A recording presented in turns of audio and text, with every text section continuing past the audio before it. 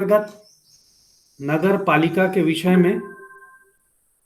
तो देखिए, नगर पालिका जो है वो नगर पंचायत से ऊपर जब जनसंख्या ज्यादा होती है, ठीक है, तो एक नगरीय प्रशासन का एक प्रारूप है नगर पालिका का।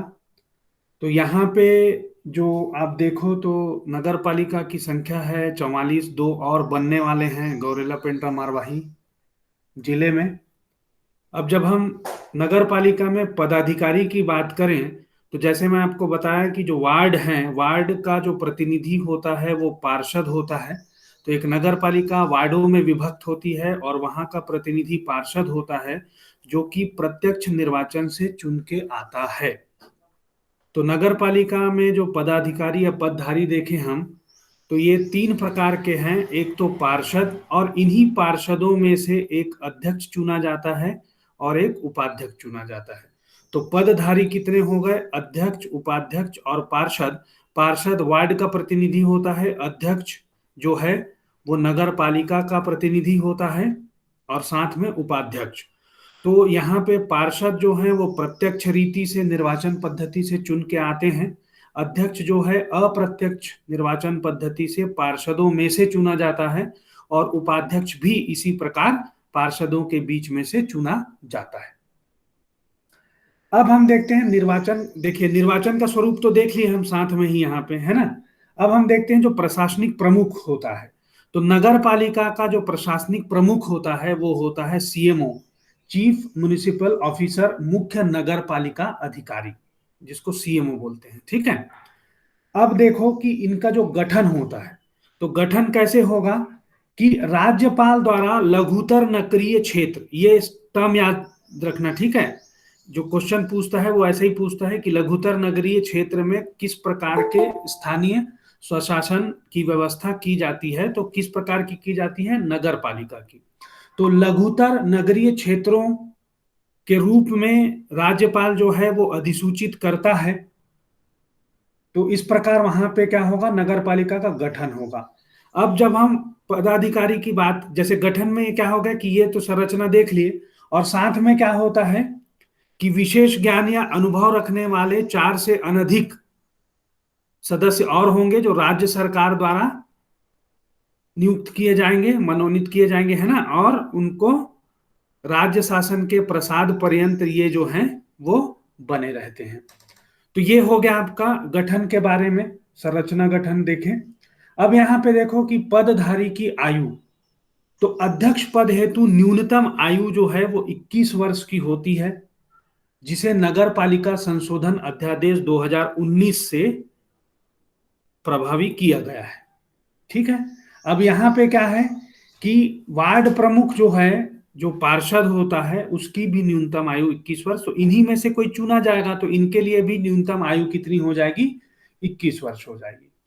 अब उसके बाद देखो कि संवैधानिक स्थिति जो क्या है इनकी, इसके बारे में जब हम चर्चा करेंगे, तो नगरीय प्रशासन का ये जो है मध्यवर्ती स्तर होता है। पहले हमने क्या देखा था? नगर पंचायत, उसके ऊपर नगर पालिका, और उससे जब और ऊपर जाते हैं तो नगर निगम की व्यवस्था की जाती है। तो ये कौन सा स्तर है? मध्यवर्ती स्तर है। अब यहाँ पे जो सदस्य संख्या देखें, तो सदस्य संख्या जो है वो न्यूनतम 15 होनी चाहिए और मैक्सिमम 40 होनी चाहिए, ठीक है। तो जनसंख्या का वितरण भी देख लो कि कितना ही हो, लेकिन अधिकतम संख्या जो है वो यहाँ पे 40 ही होगी। तो वार्डों की संख्या कितनी हो सकती है? 40 नगर पालिका में। अब हम नगर पालिका की संरचना के बारे में देखें, है ना।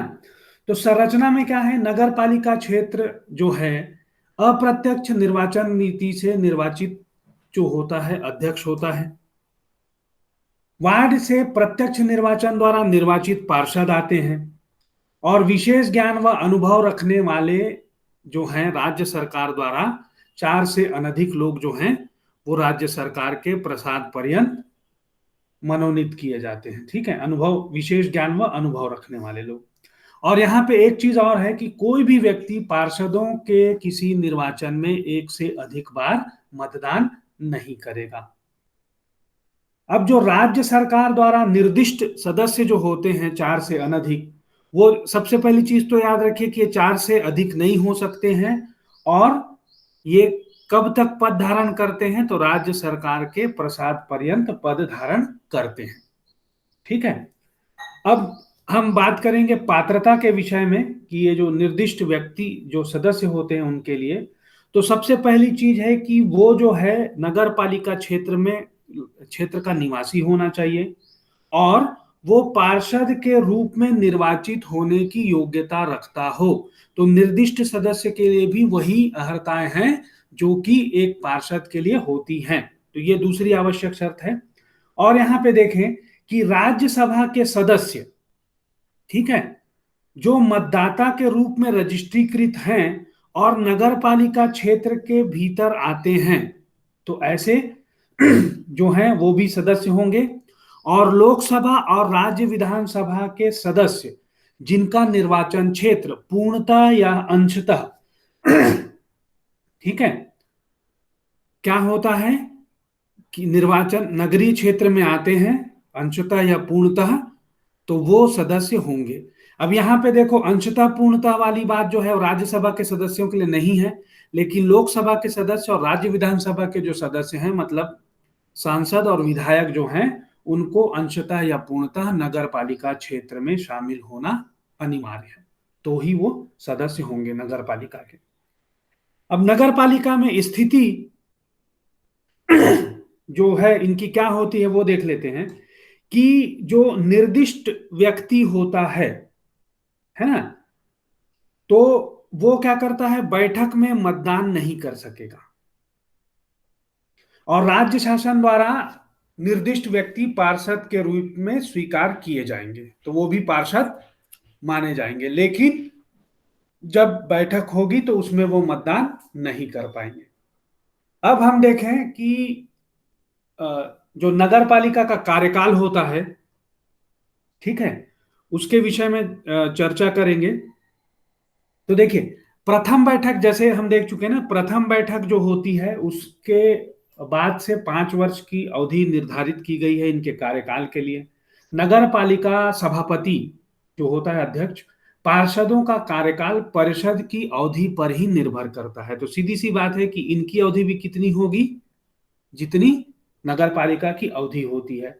और यहाँ पे एक चीज जो है वो है कि यदि नगर पालिका के पूर्ण कार्यकाल में 6 माह से अधिक समय शेष हो और उसका विघटन हो जाता है, तो नया निर्वाचन शेष कार्य अवधि तक ही के लिए आयोजित किया जाएगा। कार्यकाल तो बची हुई जो अवधि है उसके लिए ही वो करेंगे।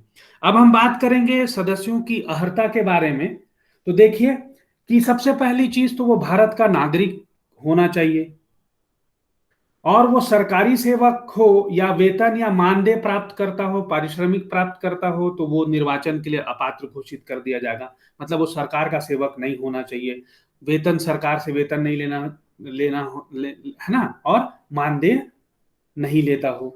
उसके बाद लाभ का पद धारण न करता हो तभी वो पात्र होगा। दिवालिया घोषित न किया गया हो तब होगा। सक्षम न्यायालय द्वारा विकृत चित्त घोषित न किया गया हो, मतलब स्वस्थ चित्त होना चाहिए। भ्रष्टाचार या राज्य के प्रति अभक्ति के कारण सेवा से पद मुक्त न किया गया हो, ठीक है। और संक्रामक कुष्ठ रोग से पीड़ित भी नहीं होना चाहिए। और भारतीय दंड संहिता जो है 1860 की जो धाराएं हैं उनमें, ठीक है, और सिविल अधिकार संरक्षण अधिनियम 1955 है, दहेज अधिनियम 1961 है, और लोक प्रतिनिधित्व अधिनियम या लोक अथॉरिटीज एक्ट के अधीन उसको दोष सिद्ध नहीं ठहराया गया हो। मतलब केस चल रहा है तो कोई बात नहीं है, लेकिन अगर उसको दोष सिद्ध ठहरा दिया गया है तो वो, है ना, नगर पालिका का सदस्य बनने के लिए अपात्र होगा। तो ये चीजें जो हैं वो अर्हताओं के विषय में हमने देखी। अब आगे चलते हैं कि दोहरी सदस्यता, ठीक है।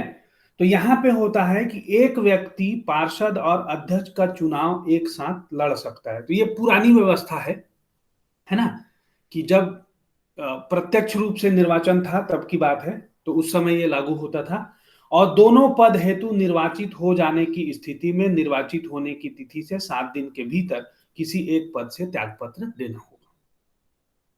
तो ये है दोहरी सदस्यता के विषय में। अब मतदान की पात्रता, तो मतदान की पात्रता में देखें कि वह प्रत्येक मतदाता जो वार्ड में निर्वाचन नामावली में मतदाता के रूप में पंजीकृत है, वह पार्षद व अध्यक्ष के निर्वाचन में मतदान का पात्र होगा। तो ये भी अध्यक्ष वाली जो बात है वो प्रत्यक्ष निर्वाचन की व्यवस्था थी तब के विषय में है। और कोई भी व्यक्ति पार्षद या अध्यक्ष के निर्वाचन में एक से अधिक बार मतदान नहीं करेगा। ठीक है, तो मतदान करने आपको एक बार ही दिया जाएगा, ये व्यवस्था है। अब हम बात करेंगे पार्षद का पद रिक्त होना। ठीक है, तो नगर पालिका संशोधन अध्यादेश 2019 के संदर्भ में इन चीजों को देखेंगे कि यदि किसी नगर पालिका क्षेत्र का कोई वार्ड पार्षद का निर्वाचन करने में असफल रहता है तो 6 माह के भीतर नवीन निर्वाचन कार्यवाही प्रारंभ करनी होगी। और ये जो संशोधन है वो धारा 9 के संशोधन द्वारा किया गया है। अब देखो कि यदि किसी नगर पालिका की शेष अवधि 6 माह से कम रहती है तो अध्यक्ष व पार्षद पद हेतु निर्वाचन नहीं करवाया जाएगा। तो ये भी चीजें हैं कि अगर कोई पार्षद नहीं रहता है और अगर उसका जो कार्यकाल है नगर पालिका का वो 6 माह से कम बचा हुआ है तो वहां पे नवीन निर्वाचन नहीं होगा। अब हम बात करते हैं अध्यक्ष और उपाध्यक्ष की अनुपस्थिति के विषय में। तो देखिए कि यदि कोई अध्यक्ष या उपाध्यक्ष यदि पार्षद की अनुमति के बिना, ठीक है, पार्षदों की अनुमति के बिना 3 माह से अधिक अनुपस्थित रहता है तो उनका पद जो है वो रिक्त माना जाएगा। किसका किसका? अध्यक्ष और उपाध्यक्ष का। मतलब इनको अनुमति लेनी होगी पार्षदों से कि ये अनुपस्थित होंगे, और अगर लगातार 3 माह तक ये अनुपस्थित रहते हैं तो इनके पद को रिक्त माना जाएगा बैठकों में। अब सामान्य परिस्थिति में अगर अध्यक्ष अनुपस्थित होने पर उपाध्यक्ष एवं, जैसे है ना, मान के चलो कि अध्यक्ष उपस्थित नहीं है तो उपाध्यक्ष होगा, और उपाध्यक्ष भी उपस्थित नहीं है तो वह पार्षद जिसे अन्य सदस्यों द्वारा निर्वाचित किया जाए वो अध्यक्ष और उपाध्यक्ष के कार्यों का निर्वहन नियत समय तक कार्यभार संभालेगा। जैसे ये दोनों अनुपस्थित हैं तो पार्षदों में से किसी एक को निर्वाचित किया जाएगा कि ये अध्यक्ष और उपाध्यक्ष के जो पद हैं उनके कार्यों का निर्वहन करेंगे जब तक वो पद, मतलब वो जो अध्यक्ष उपाध्यक्ष हैं वो नहीं आ जाते हैं। ठीक है, अब हम बात करेंगे त्यागपत्र के बारे में। तो सभापति या अध्यक्ष द्वारा त्यागपत्र किसको सौंपा जाएगा? तो ये त्यागपत्र देंगे कलेक्टर को। ठीक है, और पार्षद या उपाध्यक्ष, ठीक है, तो ये त्यागपत्र किसको सौंपेंगे? ये दोनों सौंपेंगे अध्यक्ष को। पार्षद और उपाध्यक्ष जो हैं वो नगर पालिका अध्यक्ष को अपना त्यागपत्र सौंपेंगे। अब प्रथम बैठक के विषय में हम जब चर्चा करें तो देखिए कि सदस्यों की अवधि की गणना करने के लिए प्रथम बैठक की तिथि से की जाती है। प्रथम बैठक की अध्यक्षता कौन करता है? तो यहां पे करेगा कलेक्टर प्रथम बैठक की अध्यक्षता, या फिर उस कलेक्टर द्वारा नियुक्त जो सक्षम प्राधिकारी है वो उसकी प्रथम बैठक की अध्यक्षता करेगा।